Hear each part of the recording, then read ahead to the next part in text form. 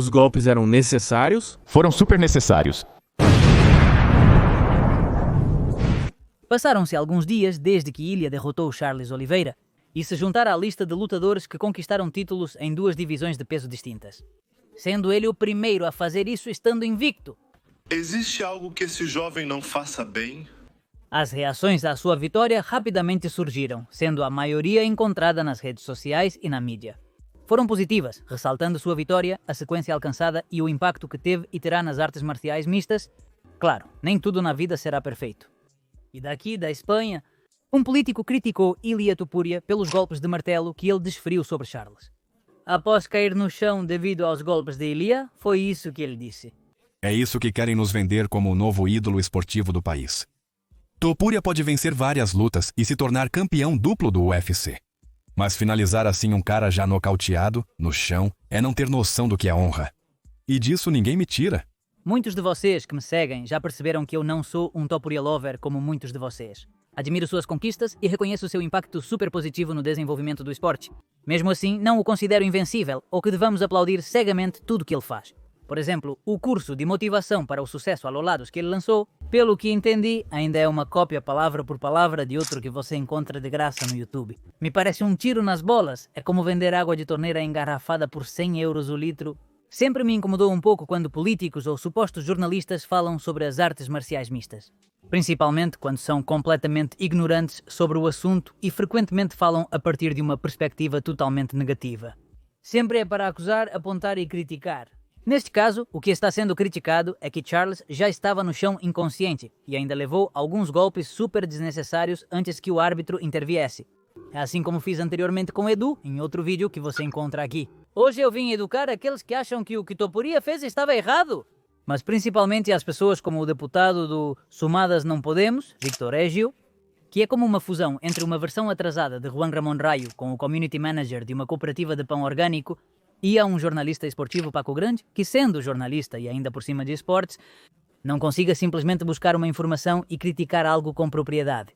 Se você vai fazer isso, Paco, faça sabendo as regras. Tem que elevar o nível, cara. A primeira coisa que temos que dizer é que eles não se incomodam com os golpes de martelo em um adversário caído. Por alguma razão, isso incomoda os do Topuria.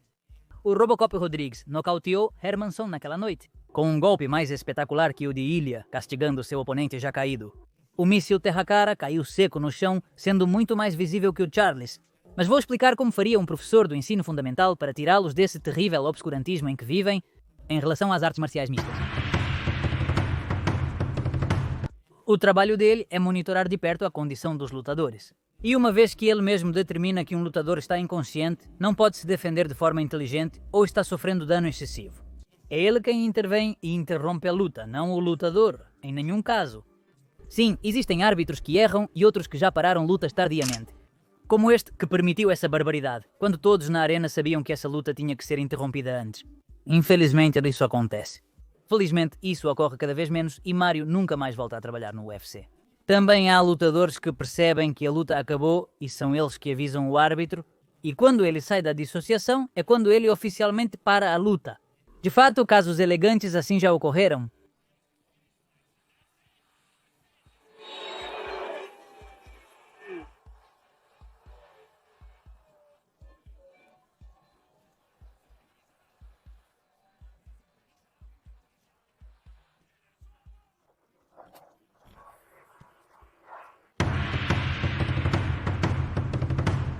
O lutador que está atacando deve continuar a ofensiva até a intervenção do árbitro. Não há contagem até 10 como no boxe e o lutador atacante não precisa julgar se seu oponente está totalmente inconsciente. Esse não é o seu trabalho, nem sua responsabilidade. Na verdade, tentar fazer esse julgamento no calor da luta é muito perigoso. Um lutador atordoado pode se recuperar rapidamente, contra-atacar e até vencer a luta. Isso já aconteceu várias vezes. Como o lutador não é quem para a luta e sua única responsabilidade é terminá-la, de acordo com as regras, ele pode aplicar os chamados golpes de acompanhamento. Ou seja, derrubar um adversário e finalizar com golpes que obriguem o árbitro a intervir. Sim, existem golpes de acompanhamento que quando vistos incomodam, pois obviamente possuem certo grau de malícia. Por exemplo, Henderson contra Bisping. Porém, a maioria dos lutadores opta pelo golpe de martelo.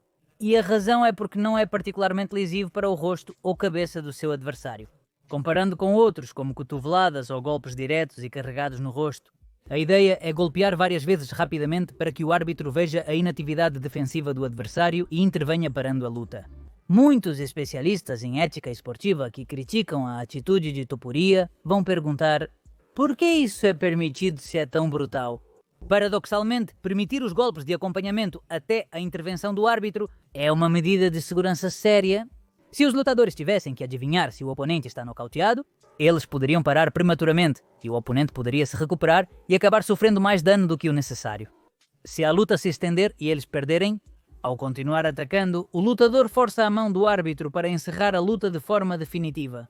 E o dano que o lutador perdedor está sofrendo. E já que a disciplina com a qual esses ignorantes das artes marciais mistas adoram comparar é o boxe. Vale lembrar que, anualmente, o boxe registra mais mortes devido aos golpes recebidos do que as artes marciais mistas. Em 2024, a média de mortes de boxeadores profissionais foi de 8 a 10, sem contar os amadores. No artes marciais mistas ocorreram apenas 2 tragédias. E olha, uma delas nem deveria ser contada, porque na verdade foi uma luta de boxe com os punhos nus. O rapaz, lutador de artes marciais mistas, decidiu tentar a sorte nessa modalidade. No entanto, e mesmo que seja algo sombrio, a morte está presente sempre que falamos de esportes de contato, pessoal. É verdade. Não esqueçamos, nossos esportes são extremamente duros. Mas a história de que os golpes de martelo no ringue são prova de violência desnecessária e selvageria não se sustenta, exceto por pessoas completamente alheias a um esporte que criticam sem compreender. E não são apenas leigos no mundo das artes marciais mistas, também são completamente ignorantes do mundo do boxing por fazer essa comparação absurda. Do mundo dos esportes de contato e seu provável contato com as artes marciais. São os filmes de Steven Seagal quando ele já estava gordo, ou o curso de meia hora de defesa pessoal que a prefeitura promove. Alguns desses gênios até disseram que, em esportes como o futebol, uma atitude dessas mereceria punição. Tenho uma notícia que vai explodir a cabeça de vocês. Isso não é futebol, isso é artes marciais mistas. Pode-se jogar futebol, mas não se deve brincar de lutador profissional. Quem o faz em uma jaula ou ringue pode acabar muito mal. Todo esporte tem seus lados ruins, e no alto nível ainda mais. Existem aspectos evitáveis que deveriam mudar e tomara que mudem, e outros que fazem parte da própria essência do esporte.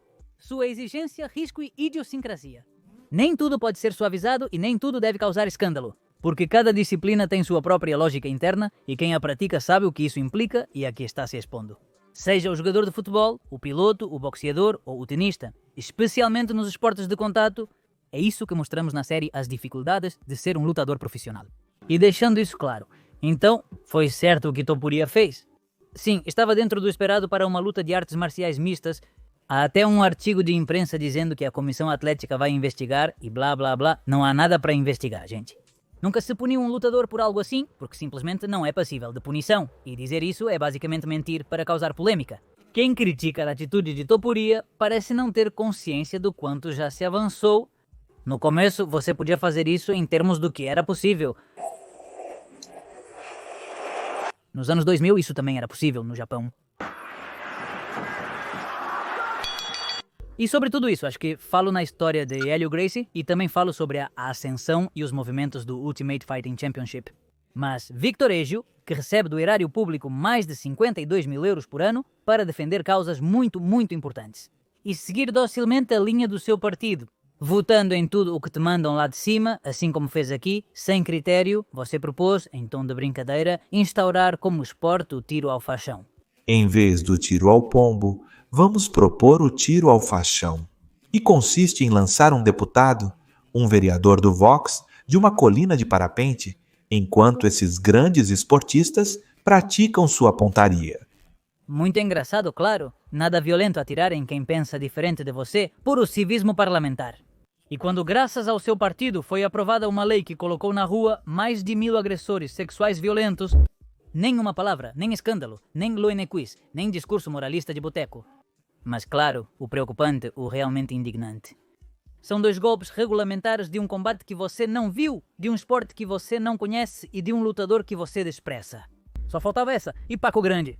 Na entrevista do Jot Down Sport, publicada em janeiro de 2024, você disse que acima de você está a ética.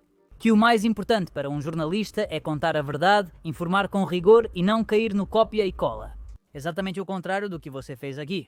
Você mencionou que te dói ver redatores falando sobre o que não presenciaram. Justamente o que você fez agora. É uma pena. Com sua experiência você poderia ter trazido contexto, critério e conhecimento. Há um esporte que até hoje muita gente ainda desconhece, interpreta mal e despreza. Mas no seu caso, Paco, dói mais, pois, como você deixou claro nesta entrevista, você realmente sabe fazer um bom jornalismo. Você escolheu não realizar a tarefa. Meu trabalho é bater em alguém até que o árbitro intervenha. Então, para essas pessoas, as que reclamam, eu diria, não assistam artes marciais mistas, voltem a assistir futebol.